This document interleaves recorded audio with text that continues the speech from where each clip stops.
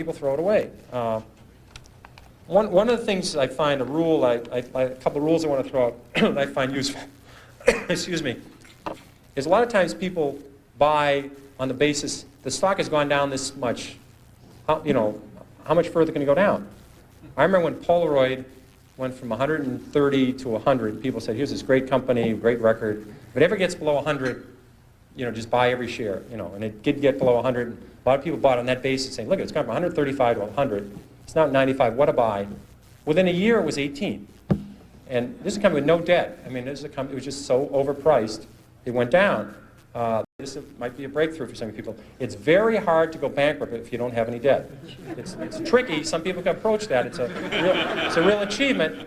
But they had no debt, and the whole company at 3 was selling at about $75 million.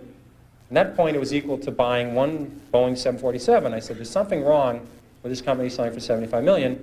They sold all the other businesses, and you get about $50 a share.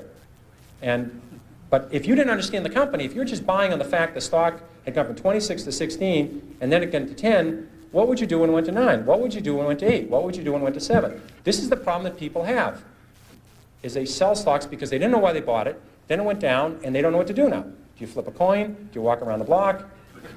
Here's another one you hear all the time. It's $3. How much can I lose? I've had people call me up saying, I'm thinking of buying this stock at 3. How much can I lose?